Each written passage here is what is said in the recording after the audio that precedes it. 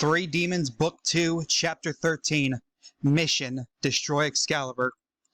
Kazuto attempts to get up and escape, but the wounds he has sustained from Joseph, as well as being attached to Cello's wire, prevent him from being able to.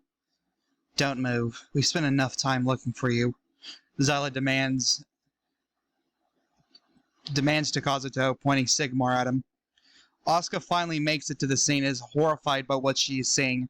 She lets out a huge scream before fainting at the sight of all the blood and skin across the battlefield. Asuka? Joseph reaches out to her before wincing from the pain. Kitsune then proceeds to punch Joseph across the face, blood spitting out of his mouth as he falls onto the ground. You two are the reason she fainted. Kitsune tells the two whilst turning her attention to Kazuto to also punch him across the face.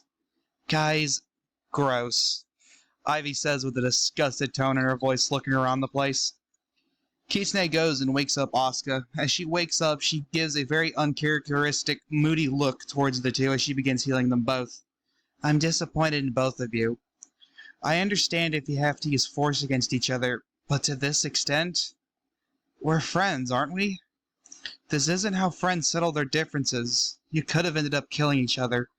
Asuka lectures the two, visibly fighting back the tears. Kazuto, you need to realize you have friends here who love you, and would do anything to help you get through this pain. She continues. Silence fills the air for a few moments before Kazuto finally speaks up. I'm sorry, Asuka. I can't stick around. Kazuto responds to her before Joseph interrupts. Are you fucking serious? After all this time, you still won't get off your high horse? Joseph screams at Kazuto before Kitsune grabs and drives his skull into the ground while glaring at Kazuto. Come on, man. These guys care about you. They've come all this way just to come and save you from yourself. Cello hesitantly tells Kazuto. Kazuto then looks around at everyone, before looking down and thinking to himself. He begins thinking back on his time spent with the Gabrielle Company. After a while, he sighs. Fine. I'll come back with you guys. Joseph then jumps up from excitement, blood pouring out of his wounds as Asuka pleads for him to stop getting himself in even worse shape. Well, I think it's important to say we're all on Ria's bad side. The punishment isn't going to be fun, Kitsune tells everyone. Kazuto then sighs. I'm the one who asked for this to happen. I'm sorry, y'all. He apologizes to everyone. Oh, don't worry about it. We're all in this together now, aren't we? Joseph reassures Kazuto, which gets a smile out of him finally. But I want to ask y'all if it's okay if you will help me finish what I started. Kazuto asks. Before he is able to continue saying what he was saying, Joseph once again interrupts. Do you seriously have to ask? Of course we'll help you. We've come this far, haven't we? Kazuto looks up at all the reassuring looks Kitsune and Asuka give him. Cello has the look of he's being forced to help, but still reassuring. I think we're done here. Zyla tells everyone as she begins to walk away. Ivy looks crushed seeing Zyla walk away, switching her gaze back and forth between her and the group. Asuka runs up in front of Zyla and stops her. Please don't go. We seriously need your help. That wasn't part of the deal. As far as I'm concerned, we're done here. Zyla tells Asuka she tries to walk away, only this time to be stopped by Ivy. What are you doing, Ivy? Zyla asks her as she has a determined yet hesitant look on her face. Zyla, we've known each other for years now. We've always gone by the book, but this time, going by the book isn't the way to complete our mission, and you know that. I'm staying here with them, and I hope you do the same. Ivy hesitantly tells Zyla, walking past her and going back into the group behind them. Zyla then balls her fists and grits her teeth, not knowing what to do anymore. Come on now, how long are you going to lie to yourself? Kitsune mockingly asks Zyla as she flings herself around to confront her. What is that supposed to mean? Why would I be lying to myself? You guys are nothing more than a bunch of low-life demons. Zyla snaps at the group. It's the fact that you've said that exact same thing so many times since we formed this alliance proves to me you're in denial. Kitsune coldly responds to Zyla as she begins to look defeated. Ivy then smiles at her, subtly letting her know that everything will be okay. Zyla eventually relents to everyone, letting out a sigh. She doesn't say anything as she walks towards the group before being lashed onto by an excited Ivy.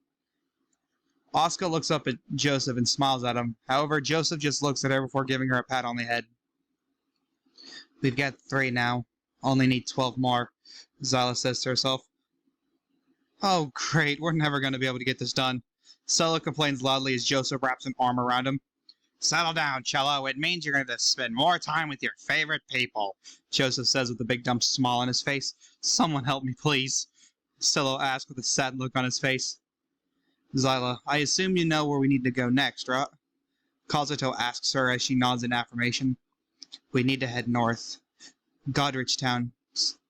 Supposedly the wielder of the fragment disc chakra is there. I suggest we get moving before people come looking here. Zyla informs everyone as Asuka intervenes. Hold on now, these two haven't recovered yet. Oh, come on now, Asuka. Have you seen how terrible? Joseph started off his statement very proudly, jumping up onto his feet very quickly before falling back down, his head spinning and his vision going blurry. What was that about being terrible? Kitsune mocks Joseph as he lays there defeated. Well then, we need to get going. I'll carry one of them if someone else grabs the other moron. Zyla tells everyone as Kitsune is already a step ahead of her with Joseph on her back. Best friend, you're the best. Joseph tells Kitsune as she just rolls her eyes at him. Zyla then proceeds to carry Kazuto as the group heads out and finds an isolated location to camp out. Surrounded by woods and away from the creek, Joseph and Kazuto violated with their blood. This should be good. Kitsune exclaims before she drops Joseph onto the ground, a loud thud coming from the impact. Joseph just groans in pain. Alter switch to Randy. The following morning, Randy and Kazuto both say they're good to go, even though Randy is clearly the more prepared of the two despite his injuries being much worse. Asuka wraps them both in bandages before the group all heads north. The farther north everyone travels, the more the temperature drops. Everyone is beginning to shiver from the cold outside of Randy. Randy even giving his jacket to Asuka, and he is still not affected by the cold. Seriously, how are you not cold? Ivy asked Randy with a teary-eyed look on her face as Randy just looks back at her with a blank look on his. Look, it's not really that bad. Randy begins to speak before being interrupted by Cello. I swear, there's something wrong with you. Cello exclaims, pointing at Randy. Ha! Joseph laughs loudly in the subconscious. It suddenly begins to snow as a blanket is formed on the ground quickly. Kitsune tells everyone they better find shelter quickly, to which everyone nods in agreement. They spend the next hour attempting to find any sort of shelter from the snow, but to no avail. Kitsune suddenly smells an odor behind them. Something's behind us. Kitsune informs everyone as a white hand with claws sticking into the trees appears.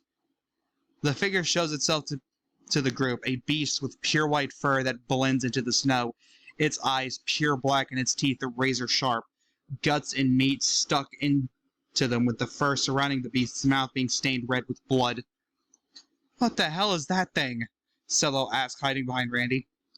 Alvero, Ivy responds, revealing the name of the occult standing in front of them. What the hell is that? That doesn't explain nothing. Cello asks as his knees are now visibly shaking. From what I've heard, this is a fae who feeds on their own. Zyla informs everyone.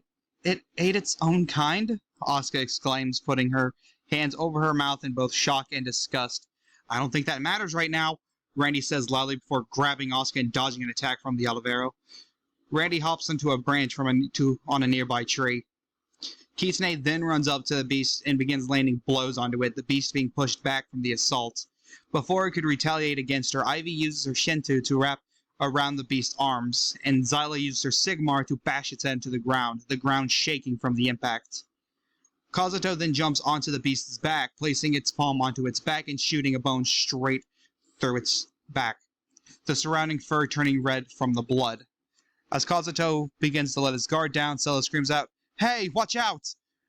The Alvero then, out of seemingly nowhere, bends and stretches its neck backwards like a snake and opens its mouth wide to tear Kazuto apart with its teeth. Randy, however, is able to stop the beast, plunging Diablo into its mouth, stabbing into its gums and stopping the beast from swallowing them both whole. Wait, where's Asuka? Kazuto asks as he looks up into the trees and sees Asuka sitting there, waving at him, telling him that she's okay. Randy then uses his blade, forcing it through the beast's mouth, tearing into its gums and destroying several of its teeth as both him and Kazuto get out of dodge. Randy then moves his sword across his body, the blade turning a translucent light blue as he prepares to fire an attack at the beast. Suddenly, something flies into the beast, taking its head off as it enters its cranium. The object flies around the area as the man who is sitting in the trees catches it.